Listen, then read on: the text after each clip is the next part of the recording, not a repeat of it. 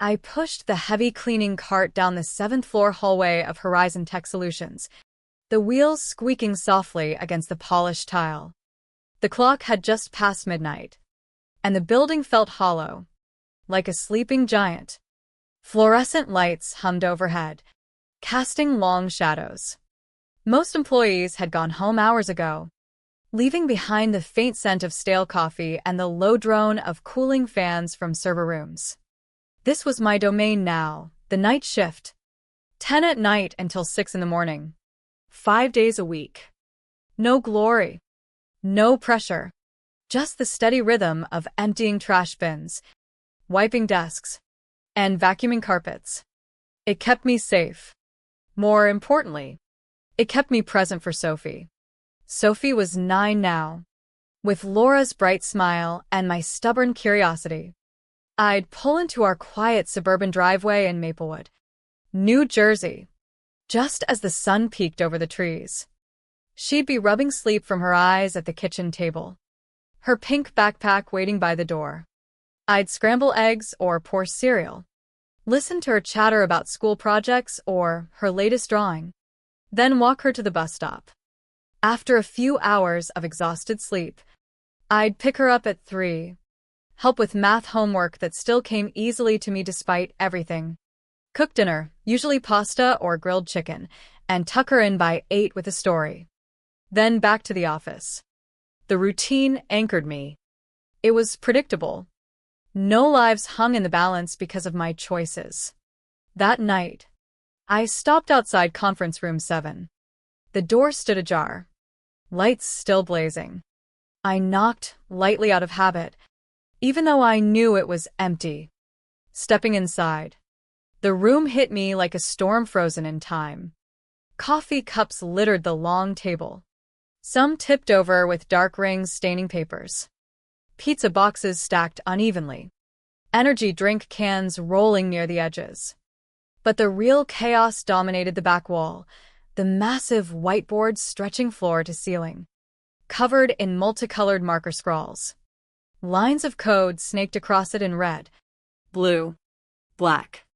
Arrows pointed to circled sections, crossed-out functions, sticky notes with error logs taped haphazardly. Diagrams of system architecture sprawled beside flowcharts. Desperate annotations like retry failed again and check sync here. I'd passed this room the last few nights, watching the mess grow more frantic. My eyes lingered on the code. It looked familiar, a high-volume transaction processing module, the kind that handled millions in payments for their flagship client contract. I recognized the architecture from my old life. And there, buried in the middle, the problem screamed at me. A classic race condition. 2 asynchronous threads racing to update the same shared payment validation queue without proper synchronization. One thread would lock it out momentarily. The other would fail unpredictably. And because the error recovery was poorly implemented, failures snowballed into system-wide crashes. The fix was straightforward. Introduce a mutex lock around the critical section. Ensure atomic operations. Release cleanly after. 4 or 5 lines at most. 30 seconds for someone who knew what they were doing. My hands tightened on the trash bag. I could grab a marker right now. Jot the solution. Leave it anonymous. By morning, the team would discover it, and the crisis might end. But I turned away. I stacked the pizza boxes, collected the cans, wiped the table mechanically. It wasn't my place. I was the janitor. I cleaned up after geniuses. I didn't join them. Not anymore. The weight in my chest grew heavier as memories stirred. It had been a Tuesday evening 3 years earlier, October 15th, around 7:45. We were driving home from Sophie's school recital in our reliable Honda. Laura sat beside me in the passenger seat, still laughing about how Sophie had stood perfectly still as a tree in the play, refusing to move a muscle even during applause. That's dedication. Ryan. Our girl has focus. Sophie chattered from the back seat in her construction paper costume, planning next year's role. I was tired from a long day debugging infrastructure at my old firm. But content. We were whole.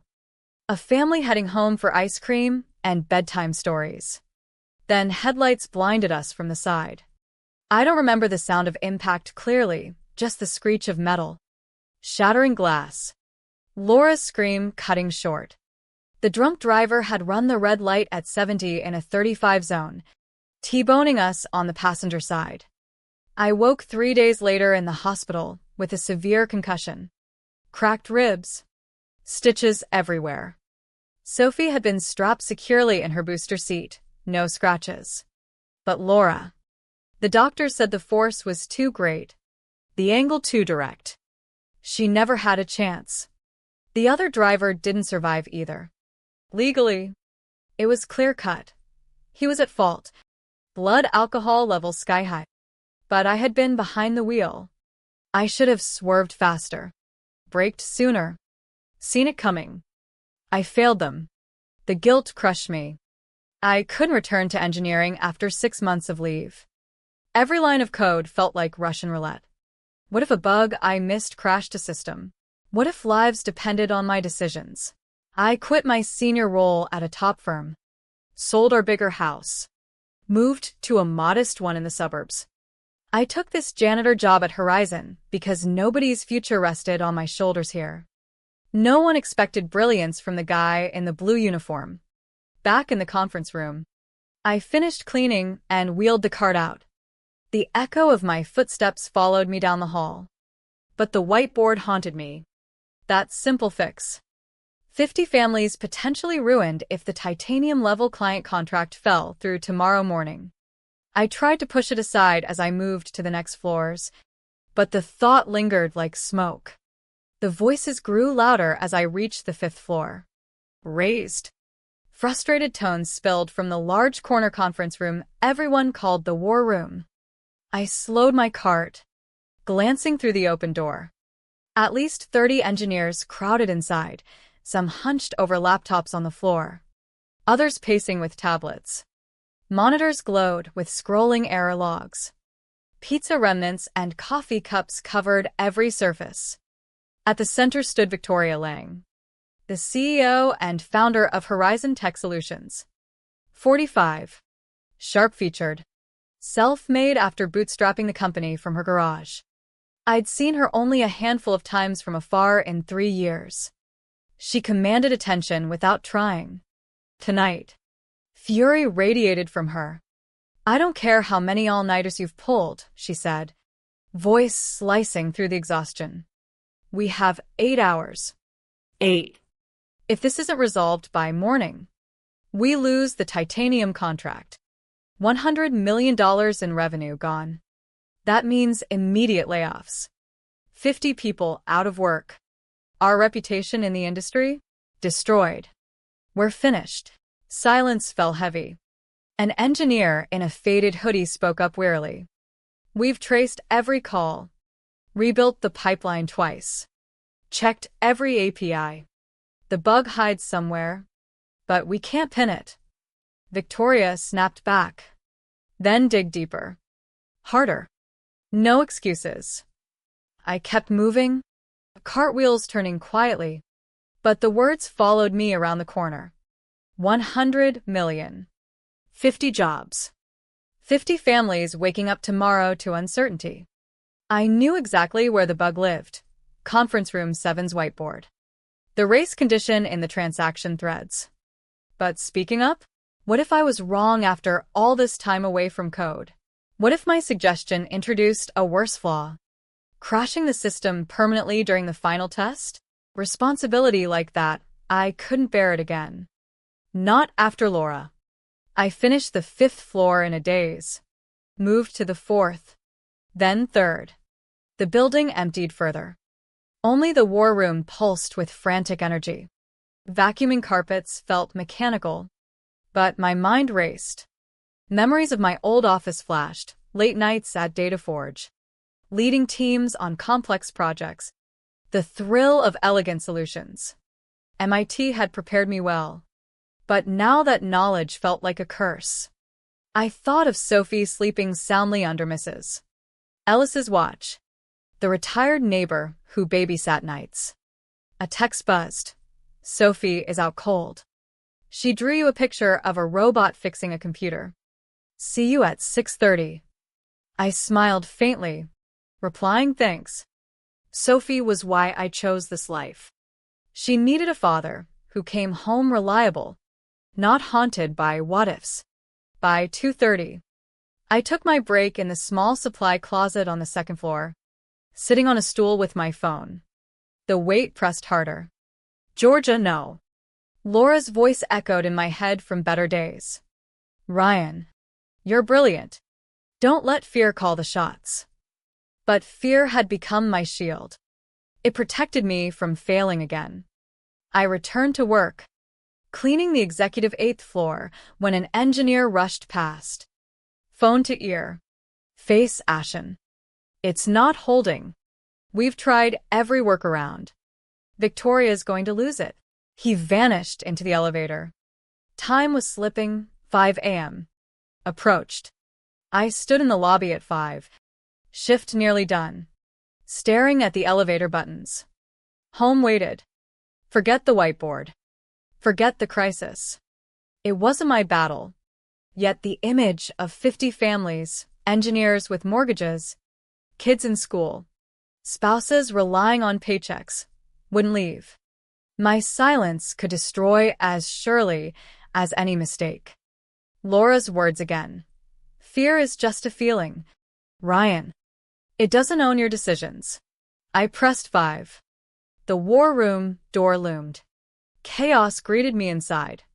Engineers sprawled everywhere, eyes bloodshot from 72 straight hours. Video calls connected distant teams. Monitors flickered with failing tests.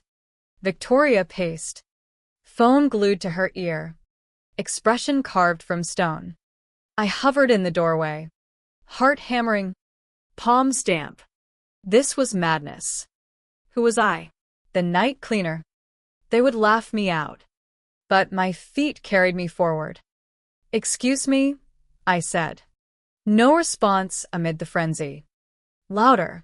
Excuse me, everyone. A few heads turned, confused. A tall engineer in his late 30s, hoodie reading Code Wizard, eyed me. Who are you? Ryan Hayes. I clean the office's nights. But laughter rippled. Nervous and tired. The janitor's here to save us? Another younger engineer smirked. Look, buddy, the Code Wizard said not unkindly. We appreciate it. But this is way above. Well, you know. I swallowed. I've seen the whiteboard downstairs in room 7. I know the issue. I can show you. More chuckles. 72 hours. And the cleaning guy cracks it from glancing. Someone muttered about hallucinations from sleep deprivation. Then a sharp voice cut through. Enough. Victoria had ended her call. The room stilled. She approached, stopping 3 feet away, scanning my uniform, the cart visible behind me. You said you know how to fix it? Yes. You're the janitor? Yes. She studied me without mockery. 30 of my top engineers couldn't solve this. You think you can? I nodded. She considered briefly. You have 5 minutes.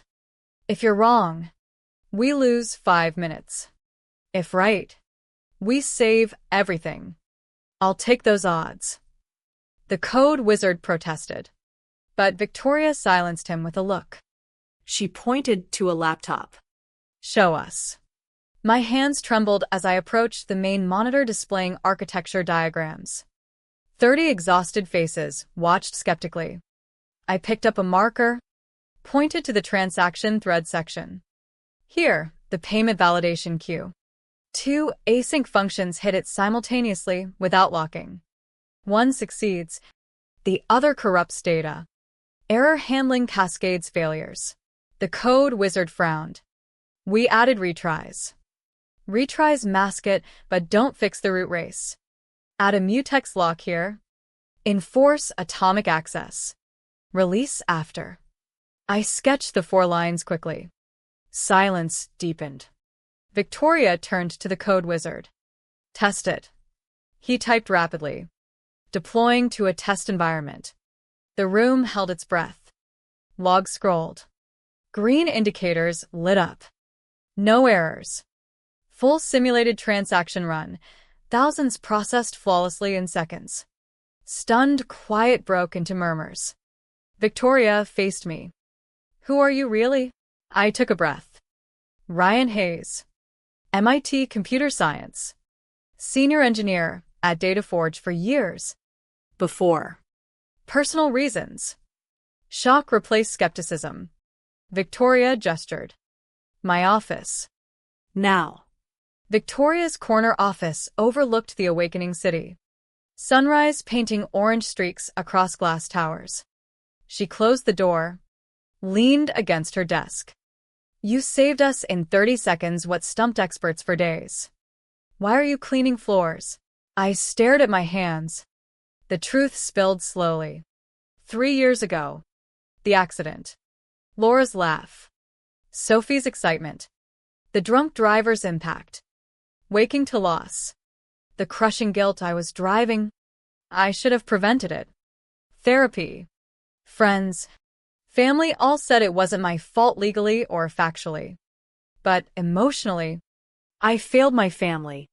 Returning to code felt impossible. Every decision echoed potential harm. I quit. Chose invisibility as a janitor to be the steady dad Sophie deserved.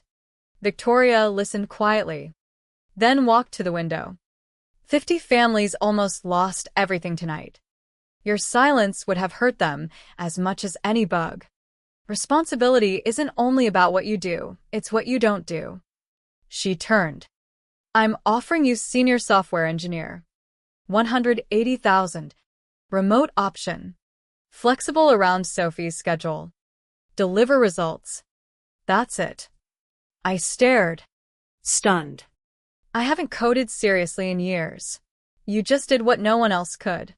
Brilliance doesn't vanish from fear or rust. She extended her hand. Thank you for speaking up. Think about it until Monday. I left floating, yet terrified. At home. Sophie greeted me with a hug despite my lateness. Daddy. Mrs. Ellis made pancakes. Over breakfast. She asked about work. It was important today. Bug. Helped fix a big problem. Her eyes widened. Like a hero? I laughed softly. Maybe starting to be. Watching her eat. I saw Laura in her features. Perhaps I could balance both worlds now. Monday. I accepted. The all-hands meeting erupted in whispers when Victoria announced the save. Then introduced me, former janitor. Now senior engineer. Applause started slow from the code wizard. Then swelled. 6 months later. I worked from my home office. 3 monitors humming. Taking breaks for lunch with Sophie and afternoon homework. Texts from Victoria praised my contributions. A framed beach photo of us 3 sat nearby, Laura smiling. I finally got it right, I whispered. 1 year on. At Sophie's career day. I told second graders about solving big problems despite fear. Sophie beamed.